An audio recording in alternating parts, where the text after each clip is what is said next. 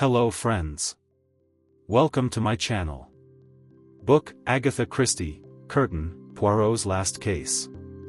Chapter 03.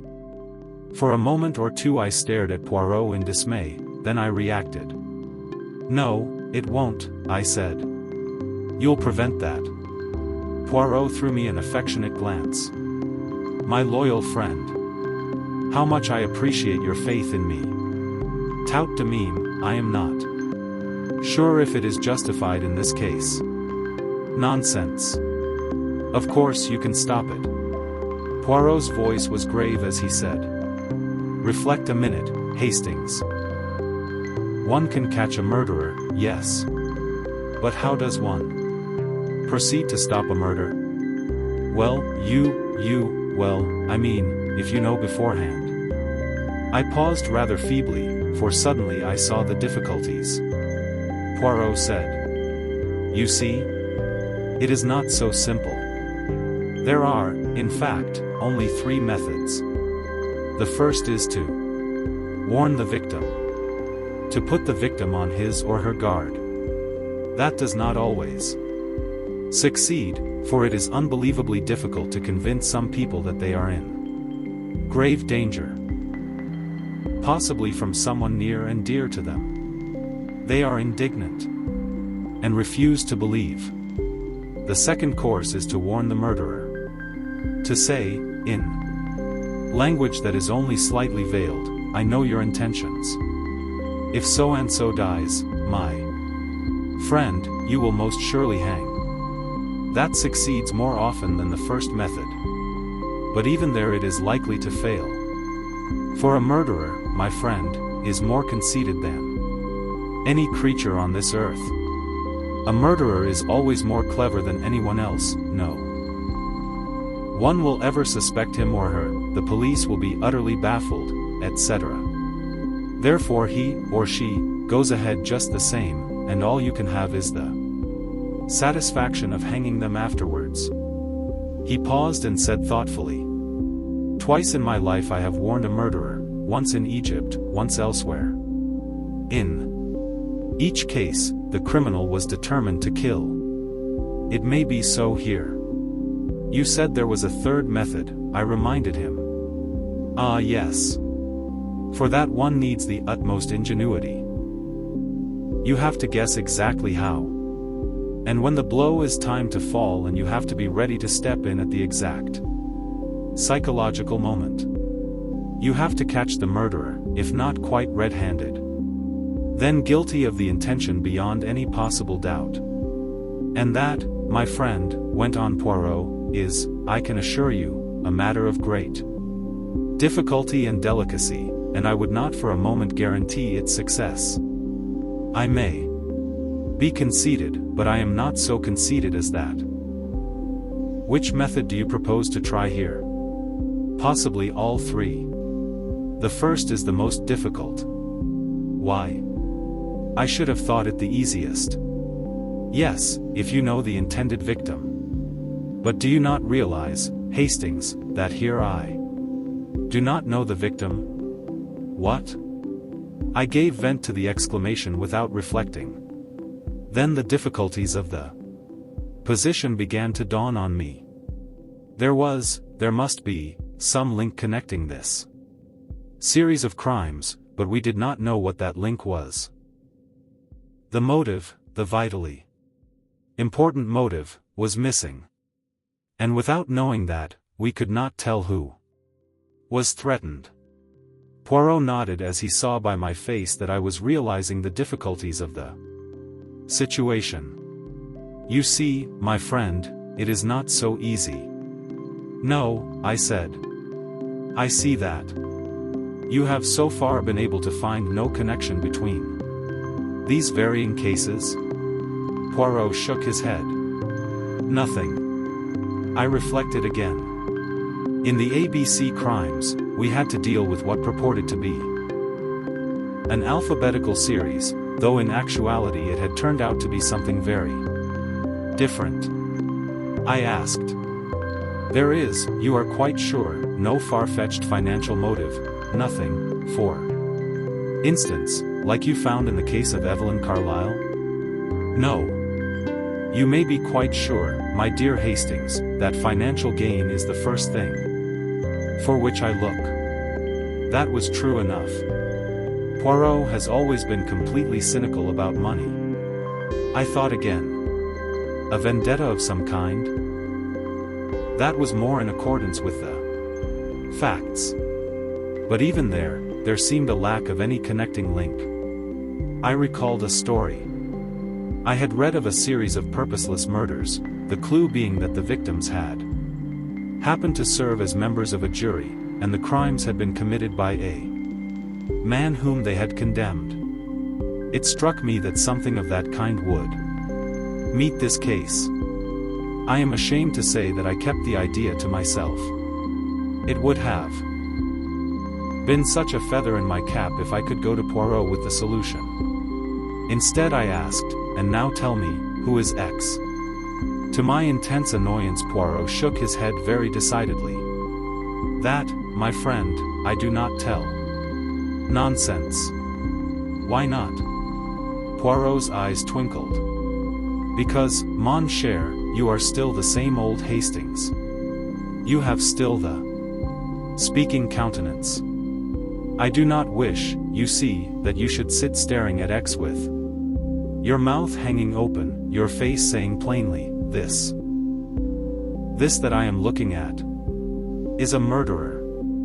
You might give me credit for a little dissimulation at need. When you try to dissimulate, it is worse. No, mon ami, we must be very incognito, you and I. Then, when we pounce, we pounce. You obstinate old devil, I said. I've a good mind broke off as there was a tap on the door. Poirot called, come in, and my daughter Judith entered. I should like to describe Judith, but I've always been a poor hand at descriptions. Judith is tall, she holds her head high, she has level dark brows and a very lovely line of cheek and jaw, severe in its austerity. She is grave and slightly scornful. And to my mind there has always hung about her a suggestion of tragedy. Judith didn't come and kiss me, she is not that kind. She just smiled at me and said, hello, father. Her smile was shy and a little embarrassed, but it made me feel that in spite of her undemonstrativeness she was pleased to see me. Well, I said, feeling foolish as I so often do with the younger generation, I've got here. Very clever of you, darling, said Judith. I described to him, said Poirot, the cooking. Is it very bad? Asked Judith. You should not have to ask that, my child. Is it that you think of nothing but the test tubes and the microscopes? Your middle finger, it is stained with methylene blue. It is not a good thing for your husband if you take no interest in his stomach. I dare say I shan't have a husband. Certainly you will have a husband. What did the bon Dieu create you for? Many things, I hope, said Judith. Le mariage first of all. Very well, said Judith. You shall find me a nice husband and I will look after his stomach very carefully. She laughs at me, said Poirot. Someday she will know how wise old men are. There was another tap on the door and Dr. Franklin entered. He was a tall, angular young man of 35, with a decided jaw, reddish hair, and bright blue eyes. He was the most ungainly man I had ever known, and was always knocking into things in an absent-minded way. He canonied into the screen round Poirot's chair and half turning his head, murmured, I beg your pardon, to it automatically. I wanted to laugh, but Judith, I noted, remained quite grave. I suppose she was quite used to that sort of thing. You remember my father, said Judith. Dar. Franklin started, shied nervously, screwed up his eyes and peered at me, then stuck out a hand, saying awkwardly, Of course, how are you? I heard you were coming down. He turned to Judith. I say, do you think we need change? If not, we might go on a bit after dinner. If we got a few more of those slides prepared. No, said Judith. I want to talk to my father. Oh yes. Oh, of course. Suddenly he smiled, an apologetic boyish smile. I am sorry. I get so awfully wrapped up in a thing. It's quite unpardonable, makes me so selfish. Do forgive me. The clock struck and Franklin glanced at it hurriedly. Good Lord, is it as late as that? I shall get into trouble. Promised Barbara I'd read to her before dinner. He grinned at us both and hurried out, colliding with the doorpost as he went out. How is Mrs. Franklin? I asked. The same and rather more so, said Judith. It's very sad her being such an invalid, I said. It's maddening for a doctor, said Judith. Doctors like healthy people. How hard you young people are. I exclaimed. Judith said coldly. I was just stating a fact. Nevertheless, said Poirot, the good doctor hurries to read to her. Very stupid, said Judith. That nurse of hers can read to her perfectly well if she wants to be read to. Personally, I should loathe anyone reading aloud to me. Well, tastes differ, I said. She's a very stupid woman, said Judith.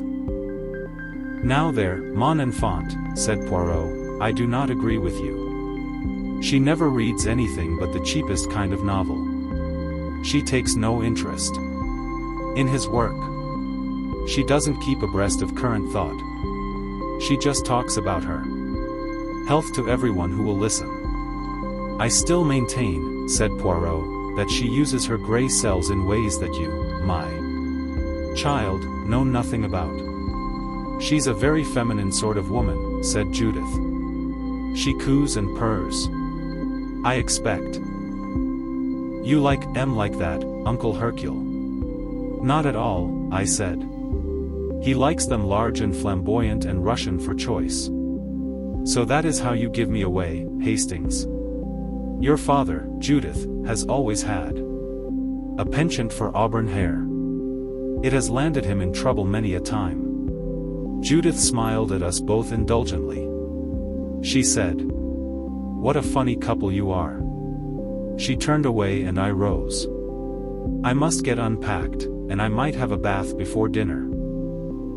Poirot pressed a little bell within reach of his hand, and a minute or two later his valet attendant entered. I was surprised to find that the man was a stranger. Why? Where's Georges? Poirot's valet, Georges, had been with him for many years. Georges has returned to his family. His father is ill. I hope he will come back to me sometime. In the meantime, he smiled at the new valet. Curtis looks after me. Curtis smiled back respectfully. He was a big man with a bovine, rather stupid face. As I went out of the door, I noted that Poirot was carefully locking up the dispatch case with the papers inside it. My mind in a whirl, I crossed the passage to my own room.